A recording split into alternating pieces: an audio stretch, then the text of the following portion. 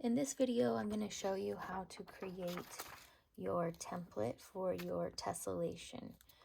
The best thing to help you with when it comes to tracing is to get something that's thick, like thick cardboard. For this, I used a paper plate. Any kind of thin cardboard you might have around your house.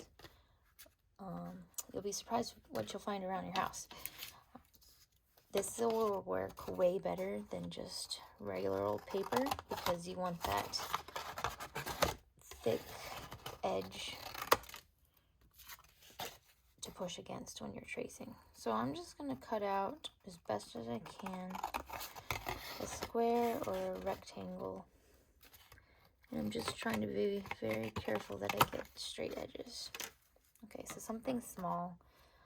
Think like sticky note size or even smaller. And the first thing I want to do is cut a shape out on one side. I'll draw it first just to kind of show you what I mean. I'm going to start close to the edge, but not all the way. And I'm just going to do something random. Okay, that's a cool shape. Grab my scissors. Okay.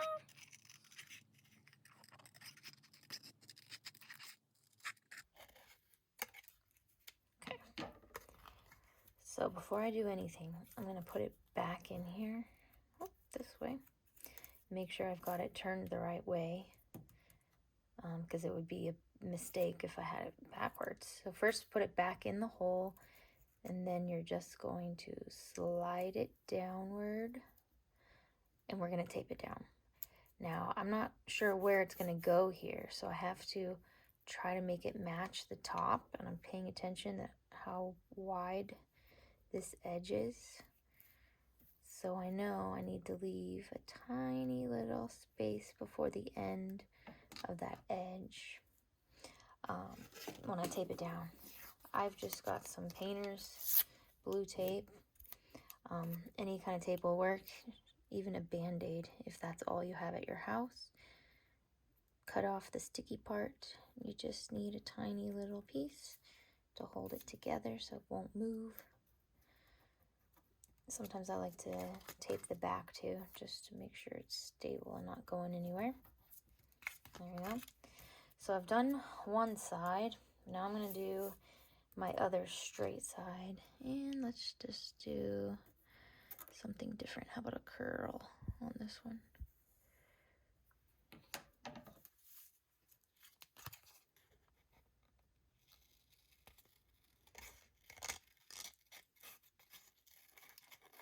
Just remember, whatever you decide to cut out, you are going to have to trace around it a million times. So make sure it's nothing too complicated that you can't cut it out too.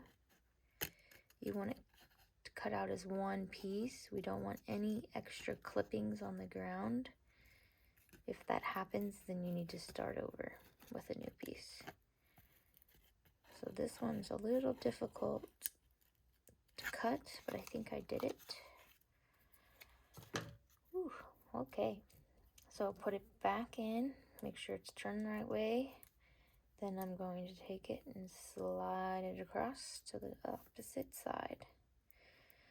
Again, I need to make sure I know exactly where it's going, so I'm paying attention to how wide this edge is and trying my best to make sure I'm leaving that amount of space here.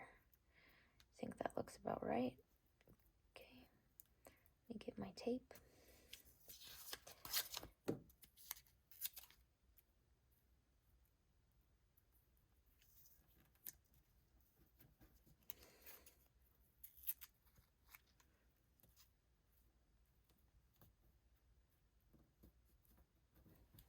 Okay, and that's it. I now have a puzzle piece. So I need a piece of paper, and I'm gonna start tracing. Now, it doesn't really matter where you start. You could even have it turned a different way. You could even flip it over if you want to do that. But just lay it down and start tracing. So I like to start in the middle, and I just go for it. Mine's kind of on an angle too. You can do yours straight or on an angle. The key is you don't want this to move in the middle of your tracing. So if you want to put a piece of tape on the back side, just so it won't go anywhere, that can be helpful. Or just make sure you're using your opposite hand to hold it down firmly while you go around. This piece is kind of wiggle on me, so I'm going very carefully. Okay, so there is my puzzle piece.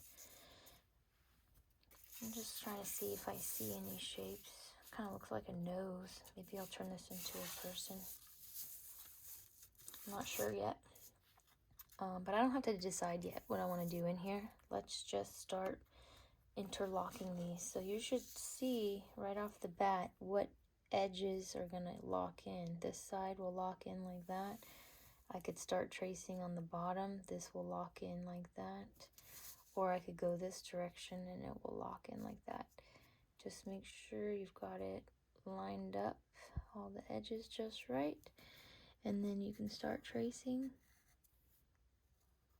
And you're going to do this over and over again until you fill the entire paper. You even want to do off the edges of the paper, so don't leave any spaces. Fill the whole piece of paper. Okay. I did notice when I had this here, there's this little tiny piece right here. Need to pay attention to that. Yeah, it looked like it was missing something. There you go. So I'm going to continue to do this and put this down and trace and trace and trace until I have even more. Fill up your whole paper. And then you might decide, what does my shape look like? Could I turn this into something? Maybe you see a cute little elephant. I don't know, I thought this looked like a trunk.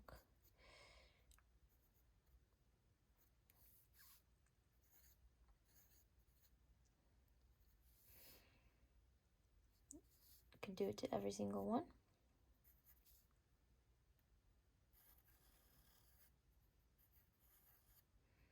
I could make each one slightly different if I wanted to, but the main body's the same.